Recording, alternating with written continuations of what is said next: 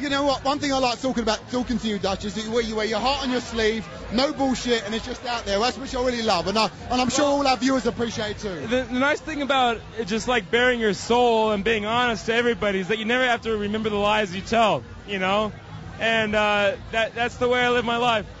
It's good, and at the end of the day, I don't really care. I love gut shot. But I'm a poker player. I don't care if people like me. I don't care if people watch me, because at the end of the day, I'm just going to take their money on party poker. I mean, like, you know, poker stars are a weird type of celebrity because we don't need fan bases. We don't sell records. We don't sell movie tickets. We take money from people who want to play us. And I will take your money.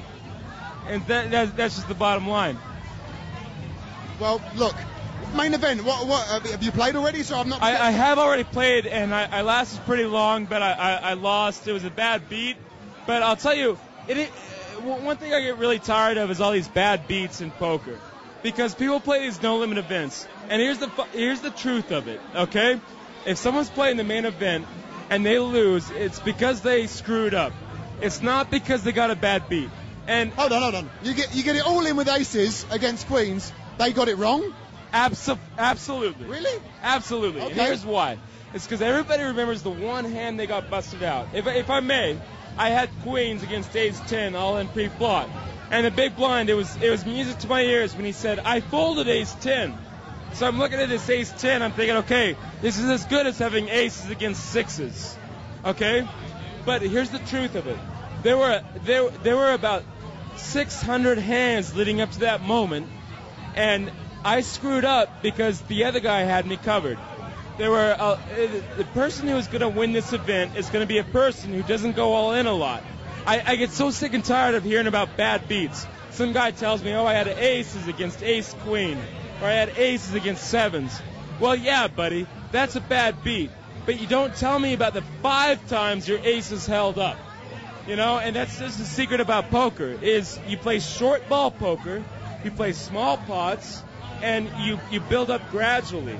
And if you're in a spot where you're getting all of your chips in pre-flop, it's because some other guy has you covered. Why? Because he played that tournament better than you. That is the simple truth of it. And the reason you see Mike Manazow cry and Phil Hellmuth lament when they get knocked out of a tournament is because those guys are good enough that they know that if they got knocked out of a tournament, it's because they screwed up. It's not because of a bad beat. It's that simple. There you go. Coming straight from a World Series of Poker bracelet winner. I'm straight from a World Series of Poker bracelet winner. There is no luck in poker. And if you keep on relying on luck and talking about bad beats, it's because you're a loser. And I don't know what to tell you. If I get knocked out of a tournament, I think about all the hands that led to the point where some other schmo had me covered. And he must have been playing better than me at that moment because he had more chips than I did. But I will say this. This World Series of Poker, if there's one bit of advice I can say, if maybe any of your gut shot listeners are actually listening before the first or second day of the main event, the biggest mistake that these players are making right now is calling too much.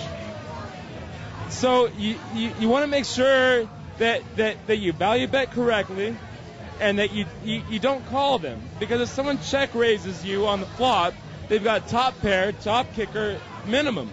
These guys don't have a move in their body.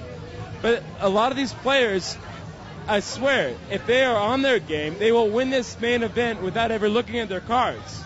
And aces and kings and queens just get in the way. Well, that's really that's a nicely thought out point, because at the end of the day, it was nice to see Joe Hatcham get into another final table, because the guy's a very good player.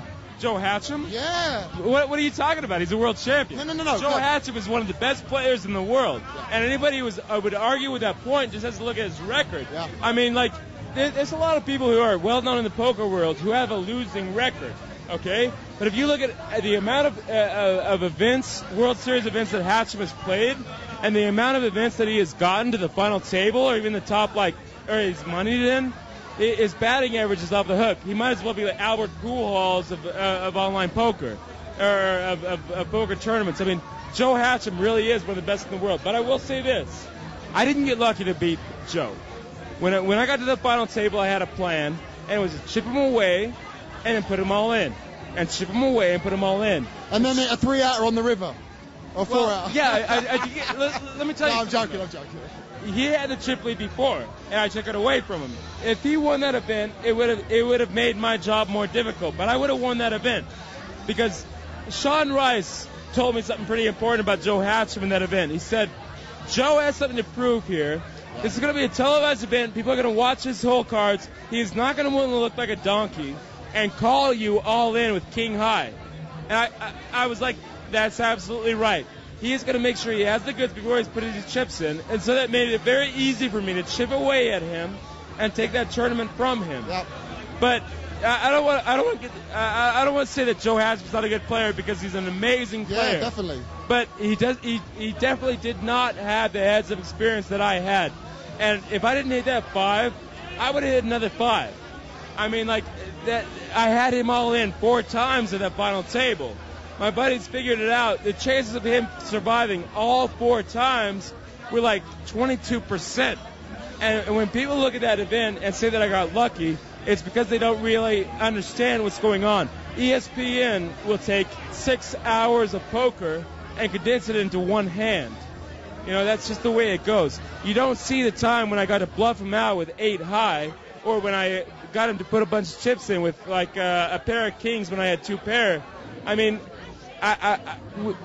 when my mother flew down to the World Series of Poker to watch me play that, Joe Hatcham didn't have a chance. I don't care like what kind of bracelet he has. He didn't have a chance because I looked down, I looked at my mother, I looked at my brother, I looked at my girlfriend, I looked at all my friends, and I was taking that bracelet that day. I knew it, Joe knew it, everybody at the table knew it, and that's just the way it was.